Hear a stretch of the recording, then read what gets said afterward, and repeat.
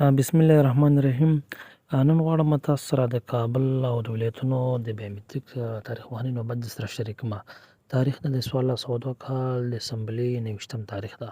ټول ټال په کابل کې 12400 جلده پاسپورټونه توزیع کېږي. اوس راځو د کابل نوبدهي ته. کابل نوبدهي د 1401 کال د څلورمې میاشتې 9 او 10 کې ده.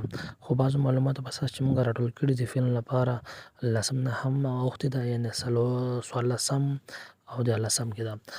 د ارزګان چې ده د 1402 کال د شپږمې 5 کې ده. بادغیس د 1402 کال د څلورمې 20 کې ده. بامیان چې ده د 1401 کال د 9مې میاشتې 5 کې ده.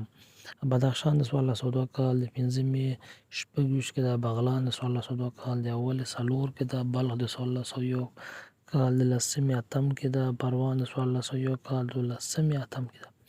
پکتیا د 1402 کال د 2مې 20 کې ده. پکتیکا د 1402 کال د شپږمې 25 کې ده. پنجشیر د 1402 کال د اولې 20 کې ده. تخار د 1402 کال د 3مې 3 کې ده.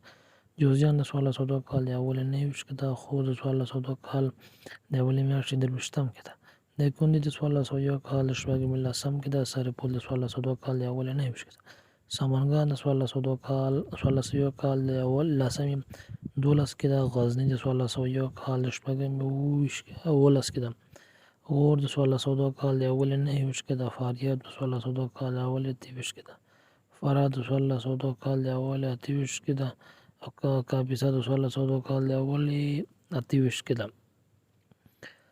کاپیسا پسې چې ده بل کندوز ولایت ده. کندوز د 1402 کال د 2مې 18 کې ده. کندهار د 1402 کال د 4مې 8 کې ده. کونړ د 1402 کال 8مې 14 کې ده. لغمان د 1401 کال د 12مې 21 کې ده. لوګر د 1401 کال د 12مې 21 کې ده. ننګرهار د 1401 کال د 9مې 14 کې ده. نورستان د 1402 کال د شپږمې 25 کې ده. نیمروز د 1402 کال د شپږمې 2 کې ده. هرات د 1401 کال 11مې 14 کې ده. هلمند د 1402 کال د شپږمې 8 کې ده. میدان وردګ د 1401 کال د شپږمې 20 نوبتدهي رسېدلې ده. بل چې ده د زابل ولایت د 1402 کال د شپږمې 25 کې ده.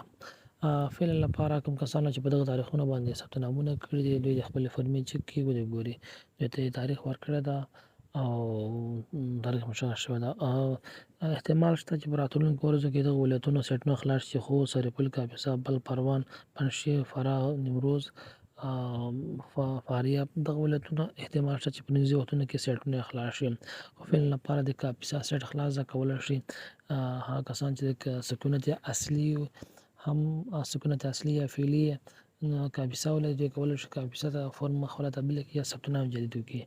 او که چېرته ستاسو سکونت اصلي او فعلي سره فرق کوي، بیا نشئ کولی ولایت ته تبدیل وکړي. مثلا دا کس ده، مثلا کابل کس ده چې تذکره هم د کابل ده، سکونت فعلي هم د کابل ده، دا نشي کولی چې بل ولایت کې خپله فرمه تبدیل کړي، هلته بایومتریک شي. فقط د خپل ولایت کې کولی شي.